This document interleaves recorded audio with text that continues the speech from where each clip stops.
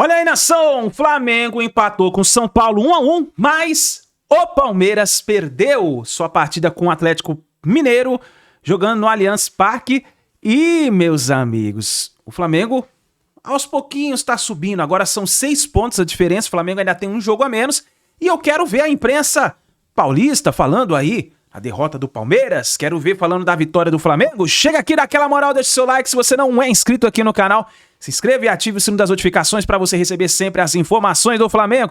Já põe nos comentários o que você achou da partida do Flamengo. Vou dizer para você, tem que arrumar o sistema defensivo do Flamengo urgente.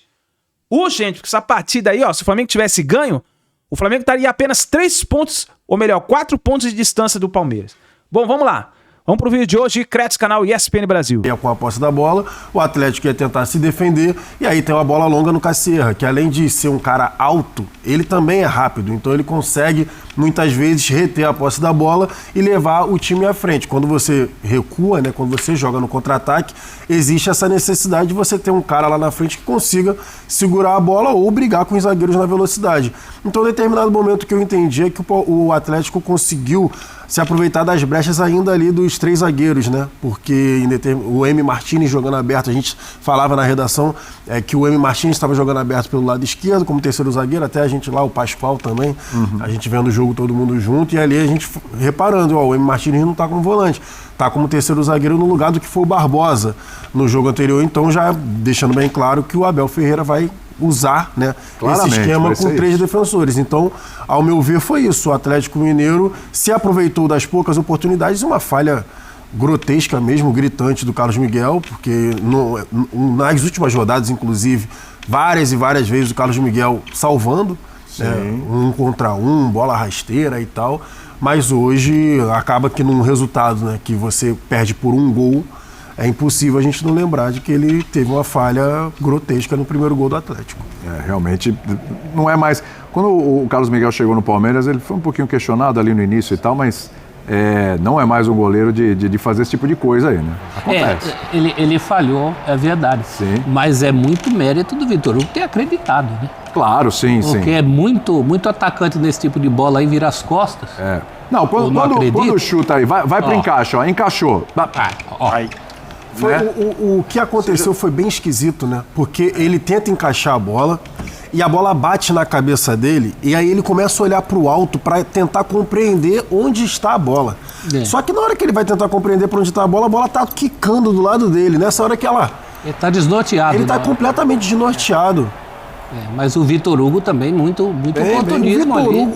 Ele tá lá para isso. Para mim, inclusive, né, a ida do Vitor Hugo pro Atlético, essa retomada na carreira do Vitor Hugo, porque muita gente não lembra, o Vitor Hugo, criado do Flamengo, jogou no Santos, jogou até bem, mas não tão bem quanto ele tem jogado agora no Atlético. Para mim, desde que ele chegou, colocou, né, como ali um camisa 10, às vezes até um segundo volante, mas pisando bastante na área, exatamente o que ele está fazendo agora nessa movimentação com a câmera aberta. E o Vitor Hugo, para mim, no Atlético Mineiro, tem sido uma grata surpresa até, porque esse desempenho do Vitor Hugo, acredito que nem o próprio torcedor atleticano esperava, e ele tem jogado muito bem com a camisa do clube. Agora sim, né, Breiler? É claro que tem uma falha de goleiro, a diferença foi por um gol, como lembrou aqui o Jailson, aí pesa, fala, por um gol, se não tivesse falhado no lance, talvez fosse diferente. Mas assim, ele falha, o Palmeiras tem ainda todo um segundo tempo pela frente para poder empatar e até virar, empata o jogo sim, só que o Atlético dá a resposta de novo. É por isso que eu falo da questão da eficiência e tal. O Palmeiras foi lá, empatou, e o Atlético foi lá e deu a resposta de novo. Voltou a ficar à frente do placar e aí não permitiu mais empate. Então, por isso eu tô assim, frisando muito o mérito do Atlético nessa partida, porque poderia, nesse momento do empate, falar, bom, agora o Palmeiras vem com tudo pra cima, tá em casa, a torcida a favor e tal, etc. Agora a virada é questão de tempo, né? E não foi o que aconteceu. O Atlético voltou a conseguir controlar o jogo e conseguiu sair vitorioso. Você tem toda a razão, William. Boa noite para você, para os companheiros, para o Fã de Esportes. É preciso exaltar o que o Atlético fez, porque a gente tem de lembrar, no primeiro tempo, o Carlos Miguel salva a principal chance até então, que foi do Galo, com o Cassierra. O Cassierra acaba desperdiçando no cruzamento do Bernard. O Galo já tinha dado a letra, né? O caminho vai ser buscar uma bola aérea, um chute de fora da área e quase dessa forma o Atlético chega ao primeiro gol, mostrando que dá para jogar de forma defensiva, ser mais reativo, dar a bola para o adversário e ao mesmo tempo conseguir ser agudo e efetivo nas chances que cria. Então levou perigo nessa oportunidade, o Carlos Miguel salvou ali, acabou sendo infeliz no segundo tempo, mas para mim o plano de jogo do Eduardo Domingues foi muito adequado para o adversário, para o Palmeiras e principalmente para o momento do Galo, como o Jailson falou. Você está ainda tateando, tentando encontrar o time ideal. Tem um desfalque de peso que é o Coelho, né? Jogador que seria muito... Melhor jogador do Atlético. E seria muito útil no jogo de hoje para dar esse escape, né? No contra-ataque, para ser o homem de velocidade por ali. E acredito que ele vai bem novamente em privilegiar o Preciado, em fazer essa dobra de lateral, mas com o Preciado, com um jogador com mais força para fazer essa puxada de contra-ataque. E aí também até o comportamento defensivo do Atlético, né? A gente viu um time num nível de concentração no momento defensivo altíssimo. O Natanael, ele salva aquela bola ali até de um jeito estranho no segundo tempo.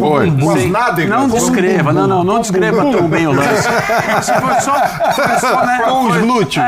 Foi só uma parte de trás. Uma defesa diferente do parte de normal. trás pode ser as costas, você pode especificar um pouquinho mais, pode chegar... Nádegas. Glúteo. Você gosta de glúteos? E ele só... 1-1. Vamos começar com os treinadores. Dorival Júnior. Pra falar de Matrix é mais legal. Eu também gosto. Primeiro, é o momento que o clube vem vivendo. E isso nós temos que procurar entender. Não é um momento positivo, talvez o mais negativo de toda a história de São Paulo Futebol Clube. Tudo que tem acontecido no entorno e que nós temos que procurar uma blindagem completa dentro do nosso centro de treinamento. É o que nós estamos procurando fazer. Segundo aspecto, nós estamos provocando uma situação em que os garotos da base possam ocupar um espaço e possam desenvolver dentro do seu melhor. Olhem as duas partidas que o Osório realizou. A equipe vem num processo de evolução, vem melhorando. O resultado do meio de semana tirou um pouco desse possível crescimento que já vinha sendo apontado. Eu tenho certeza que nós estamos no caminho certo. Os torcedores podem esperar que nós teremos coisas boas até o final do ano. Tudo é paciência. Continuem apoiando. Obrigado pelo apoio que deram e podem ter certeza que nós vamos fazer de tudo para podermos retribuir. Não vai demorar, não. Essa equipe vai alcançar uma regularidade e com essa regularidade resultados vão acontecer. Quando eu cheguei ao intervalo, escrevi uma palavra lá que era agressividade. Agressividade com bola. Dentro... no quadro que tem dentro da nossa cabine. Porque esse lance é muito bem, porque esse lance foi o lance que eu passei de agressividade com bola, que é circulamos a bola e temos agressividade de andar com a bola para a frente, criar desequilíbrios e depois soltar os jogadores. Porque muito da primeira parte, o que é que aconteceu? Circulamos a bola, mas passávamos um para o outro. Passa para a direita, vai à direita, volta outra vez para trás e muitas vezes até dando pressão ao São Paulo. Porque do momento que começamos a ter essa agressividade e a andar com a bola para a frente, o São Paulo, mesmo que pressionasse de um lado, já não conseguia equilibrar do outro. E foi aí que começamos a ganhar um pendor ofensivo maior. Mais do que estratégia, foi dinâmica e a pouca velocidade na circulação e pouca agressividade com bola da primeira parte. Eu acho que a conversa dos dois treinadores, Jailson, é exatamente o sentimento dos torcedores aí no jogo. O torcedor do São Paulo celebrando o empate como se fosse uma vitória e o torcedor do Flamengo olhando por esse empate entendendo que foi um tropeço e que faltou agressividade. Exatamente o que você falou na redação, William Tavares. Não seja modesto. A falta de agressividade, com e sem bola. Aí eu vou destacar, eu vou falar sobre o sem bola também. No com bola, estou de acordo com o Leonardo Jardim, aquela posse em U, né, que a gente sempre fala, né, que o Guardiola falava lá na época do Bayern de Munique, que era a posse de bola que irritava, que era a bola chega no corredor direito, não tem infiltração, não tem triangulação, volta todo mundo, volta no volante, que vai voltar lá no zagueiro, que vai voltar no lateral esquerdo, que vai no ponta pelo lado esquerdo.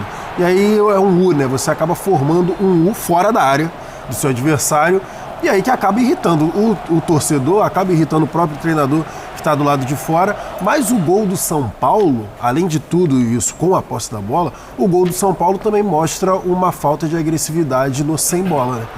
Porque o tempo que o zagueiro ficou com a posse da bola para conseguir fazer o cruzamento foi brincadeira. Que muita gente vai o Osório. Muita gente vai culpar só o Vitão. O Vitão, que também tem responsabilidade na jogada, até porque o Calleri, que cansa de fazer gol de cabeça no Flamengo, né? O Calleri surge sozinho nas costas do Vitão. Isso é um fato, mas o tempo que o Osório... A bola é muito bem colocada, vamos falar sobre isso. Ficou com a bola... o tempo que o Osório ficou com a bola pelo lado esquerdo, sem nenhuma pressão, e consegue fazer o cruzamento, e aí eu também pego o gancho do que o Leonardo Jardim falou. Então, ao meu ver, sim, faltou agressividade com a posse da bola em determinado momento para criar algumas oportunidades e sair da marcação do São Paulo. Porque o São Paulo estava ali com 4-4-2, duas linhas de 4, Marcos Antônio fechando muito bem o lado esquerdo para evitar que o Emerson Royal tivesse espaço para avançar, com o Lohan pelo lado direito também, que no final das contas se tornou um lado forte, né, do Flamengo. Mas também a falta de agressividade, principalmente na jogada que culminou no gol do São Paulo. Foi ali o cruzamento do Osório, que era zagueiro. Essa posse de bola em U aí é o que a gente lá em casa, meu pai, que aos 96 anos já viu muito futebol, meu filho, que é bem mais jovem, todos nós chamamos de futebol para-brisas. Parece um para-brisa de automóvel, que para o rubro-negro é mais doído, porque lembra o tempo do Tite. O time do Tite tinha muito desse problema, e esse, do lado do Flamengo, foi o principal problema. Do lado do São Paulo, que a gente tava brincando, né? Vamos falar do vencedor antes? Você tem um vencedor que hoje aí. Hoje o vencedor moral... Foi 1-1 pro São Paulo. Foi 1-1 pro São Paulo, sabe? Sem dúvida. Do lado do São Paulo... Pro Flamengo não ficou tão ruim agora, que acabou o jogo do Palmeiras, que não ficou tão ruim. Mas uma hora depois foi 1-1 Flamengo. Era muito ruim. Agora, pro São Paulo, eu acho que a gente tem que destacar o estado de atenção desses jogadores. Para um jogo desse, é claro que você tem que entrar com uma atenção, principalmente defensiva, como a que o São Paulo entrou.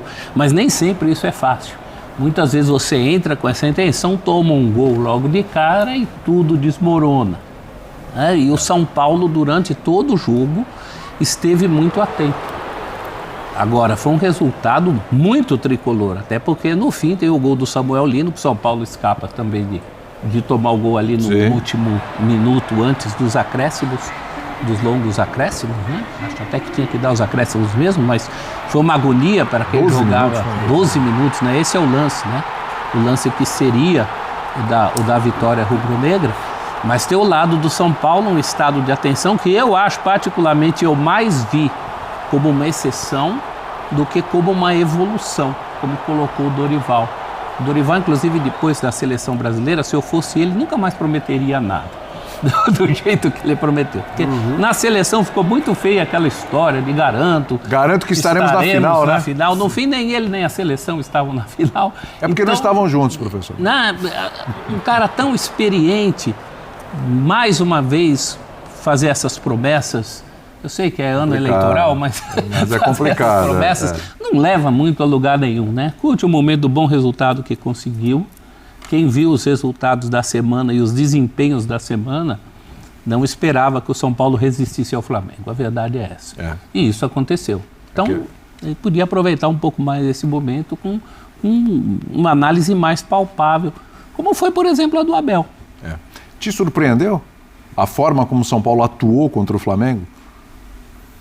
Nem tanto do São Paulo, porque a gente precisa lembrar que contra o Flamengo também o São Paulo costuma mudar, né, a chave ali. Principalmente quando é Dorival do outro lado, né? Então. Uma coisa impressionante. Dorival com o Corinthians, Dorival com o Ceará, Dorival com o São Paulo. Atlético Paranaense. Quando pega o Flamengo, parece que... O São Paulo arrancou 5 pontos do Flamengo nesse campeonato. De novo, o São Paulo não perdeu para o Flamengo no Campeonato Brasileiro. Já foram os 2 jogos. Nos últimos 10 jogos do São Paulo contra o Flamengo, São Paulo só tem 2 derrotas, e nos últimos 10 jogos do Dorival, o Dorival também só tem 2 derrotas. É isso. Então conseguem, de fato, ali transformar um jogo em algo especial. E acredito que muito pela mobilização, pelo tamanho do jogo, São Paulo entrou com outro nível de concentração e numa outra proposta também. Contra o Red Bull Bragantino, contra o Atlético Paranaense, foi um jogo ali de mais trocação, de um São Paulo que precisava sair mais. Hoje, a proposta do São Paulo foi jogar mais fechado, ceder menos espaço ao Flamengo. São Paulo termina o jogo com 4 finalizações só, e nem dava para esperar muito mais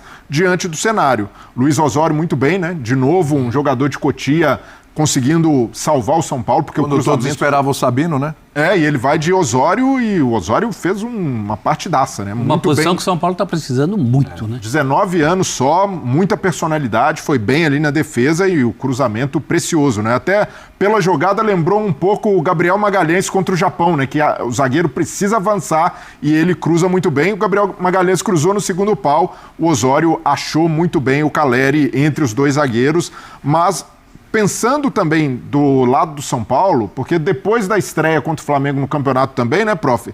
Nossa, o São Paulo venceu de forma inesperada, né? O São Paulo naquele caos, o torcedor imaginando até luta contra o rebaixamento de cara. São Paulo engata uma boa sequência com o Crespo, mas também depois desse jogo não dá para dizer que todos os problemas do São Paulo estão resolvidos. Dorival é muito lúcido ali em dizer, olha, talvez a gente viva um dos piores momentos da história do São Paulo. Não vai ser um bom resultado fora de casa contra o Flamengo que vai resolver. Tem muito trabalho ainda pela frente para o São Paulo fazer. Do lado do Flamengo, o Flamengo voltou contra a Chapecoense. A obrigação do Flamengo, mesmo fora de casa, era vencer, venceu bem, mas faltou do Flamengo... Ao Flamengo essa agressividade, né? Que o Jailson citou, o Jardim cobrou na coletiva, um time que novamente vai com Samuel Lino. E Samuel Lino, você pode questionar outros jogadores, Samuel Lino não, né? Não tem como questionar. Tem entregado muito bem com o Leonardo Jardim. Diferentes funções. Esquerda por dentro, atrás do Pedro, pela direita. Hoje ele fez várias funções, em todas foi bem. Marca o gol no final, né? Acaba anulado por impedimento semiautomático, hein? Isso, já funcionando. Esse lance antes do semiautomático daria uma chiadeira, porque na imagem eu falei, nossa, será que foi o Wallace Young? E o do Bahia?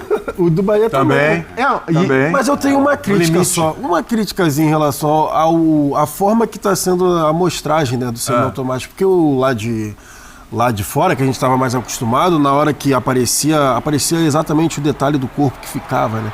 E agora não, pelo que a gente conseguiu ver das poucas vezes até agora, fica ali sim o desenho 3D, mas ainda ficam aquelas linhas lá. Isso, e tu não dá para saber exatamente qual foi a parte do corpo, sabe? Porque tá aparecendo a linha na chuteira e tal, não tá aparecendo graficamente falando qual é a parte do corpo do jogador que ficou à frente. Porque por enquanto a impressão é que sempre foi porque um calça 38 e outro calça Exato, 43. é isso. Essa é a minha crítica. E ali pela linha do ombro, né, com a chuteira do Wallace Young. Essa é a minha crítica. Mas ainda assim... Mas acertou, não tem discussão e acabou. Bem melhor, né? Claro, não dá margem para muita interpretação. E o Samuel Lino muito bem no jogo, né? Tem jogado bem com regularidade, até nos amistosos do Flamengo tinha se destacado, antes da parada estava bem, então esse é um ponto positivo do trabalho do Jardim. O Felipe Luiz gostava do Samuel Lino bem aberto, né? Muita amplitude, praticamente em cima da linha, como um ponta. E não funcionava tão bem. E o Leonardo Jardim soube identificar também essa faceta do Samuel Lino como um cara que pode ser mais construtor. Agora, no segundo tempo, e ali o Leonardo Jardim vê que o time não tem essa agressividade, o time tinha baixado a rotação, ele tenta fazer mudanças e uma delas a saída do Pedro para a entrada do Wallace Young. E aí o Pedro, você pode questionar, tira o artilheiro do time quando precisa marcar gol, quando precisa ganhar. O Pedro não vai jogar 90 minutos todos os jogos, o treinador em algum momento vai precisar rodar ou vai precisar tentar uma situação diferente, nem questiono por esse aspecto. Mas, de novo, a observação que eu fiz para o Palmeiras eu faço para o Flamengo. Outros times não poderiam reclamar de ter um jogador como o Wallace Young, uma promessa, um jogador jovem no banco para substituir o Pedro. Para o Flamengo, para a briga que tem o Flamengo, que é Libertadores, que é Campeonato Brasileiro, com esse nível de adversário que é o Palmeiras, eu vejo que é algo a se pensar também. Um problema antigo, né, Breler? Desde os tempos do Carlinhos, lembra? Quando era o Carlinhos. E na temporada passada, prof, muita gente queria, nossa, tem o Juninho como reserva, mas ainda assim, tinha o Juninho lá e o cara entrava, fazia uma fumaça, armava uma correria. O Boto mesmo acho que já admitiu que foi um erro. Então, a saída precoce do Juninho. Então, e aí hoje o Flamengo tem... Mas quando tinha também era um problema, né? Gabigol e Pedro. Era a mesma discussão. Mas aí... Não dá pra jogar junto, aí tem que abrir mas um aqui, vai ter que ficar no banco pro outro. E aí o problema? De bico no banco. Exatamente. Aí a questão, não dá pra chegar num equilíbrio e o Flamengo buscar no mercado. Desculpa, Breler. Desculpa que eu já imagino que você vai falar, mas pra mim é o mesmo problema que o Flamengo teve nas últimas janelas pra contratar alguém pra ficar como reserva do Arrascaeta. O camisa 9 que sabe que vai vir pra ficar no banco do Pedro. Mas em relação ao Arrascaeta, eu acho que é uma posição mais difícil. O Arrascaeta é um cara único ali. Você não vai achar uma reposição Pedro pra ele. também. Mais difícil não. Mas no Até agora se revelou impossível a substituição jogador por jogador. Pedro também. Mas no caso do Arrascaeta... Também não vai dar. Exato. Mas no caso do Pedro, você pode buscar um centroavante com uma característica diferente. Buscar um centroavante. Pô, eu quero um cara lá para cenário de segundo tempo, vai ser um homem de área. Tentou. Com estatura. A única questão é que tentou com o Carlinhos, aí com todo o respeito do mundo. Né? Não, mas aí... como diz o Pascoal, incomparável. Mas não aí... tinha como. Um centroavante para ser reserva, mas que tenha um nível... Mas peraí. Aí a gente tem que chegar. Não tem como, gente. A gente tem que achar esse cara um denominador comum. Então, peraí, não pode ser. Quem vai aceitar ser reserva? Exatamente. Aí vem um no nível muito mais baixo. Mas o nível muito mais baixo também não quero. Eu quero alguém que fique ali. Aí esse que quer ficar ali, não, mas eu não vou porque lá você é reserva do Pedro, então eu também não quero ir. Eu quero ser essa dificuldade é a mesma dificuldade quem é essa peça? Porque você tem razão, falta esse cara. Tem que ser alguém, tem que ser alguém diferente. O gol que o Pedro fez no meio de semana, aquele puxa a bola perdida de chaveira, dá um drible de futsal. Tá maluco. O jogador, o último jogador driblado, ele foi driblado sem perceber. É verdade. Porque quando ele estava chegando no lance, o Pedro já tinha dado o toque. Tinha dado tapa. Não tem outro jogador que faz isso nessa posição, função no futebol brasileiro. Nação, tá aí as últimas informações do Flamengo. Então, 1-1 para o Flamengo com o São Paulo e o Palmeiras perdeu. Eu vou dizer para você, mesmo com um empate frustrante, todo mundo ficou decepcionado com esse empate. E eu vou dizer para vocês que o Flamengo precisa melhorar o sistema defensivo. Urgente. Porque não dá para ficar tomando gol assim, cara. Não dá para ficar tomando gol assim. Uma partida importantíssima. Se o Flamengo tivesse ganho essa partida contra o São Paulo, o Flamengo estaria nesse momento a 4 pontos de distância apenas do Palmeiras. E o Flamengo tem um jogo a menos, ainda tem um confronto direto. Agora são 6 pontos. Tudo bem. Não venceu, mas empatou. E a sorte do Flamengo foi o tropeço do Palmeiras. O Palmeiras tropeçou jogando em casa contra o Atlético Mineiro, perdeu por 2-1 e o Flamengo ganhou um pontinho, recuperou um ponto e agora está a 6 pontos de distância do Palmeiras. Lembrando que o Flamengo tem um jogo a menos e ainda tem um confronto direto contra o Palmeiras. Então, o Flamengo com muitas chances ainda de chegar junto aí com o Palmeiras. Bom, só que eu acho que essa crítica é válida. O Flamengo precisa melhorar o sistema defensivo urgente. Eu acho que é a opinião de todos vocês também. E gostaria muito da opinião de vocês. Escreve aí nos comentários, participe do nosso canal. Não somente assista ao vídeo, mas escreva nos comentários participando. Eu vou estar lendo aí o comentário depois de vocês aí nos próximos vídeos, tá bom? Obrigado por vocês estarem aqui até o final do vídeo. Não se esqueça, deixa o seu like, se inscreva no canal, ative o sino das notificações e fica ligado que assim que a gente tiver mais notícias e informações do Flamengo, vamos trazendo pra vocês e a gente se vê no próximo vídeo.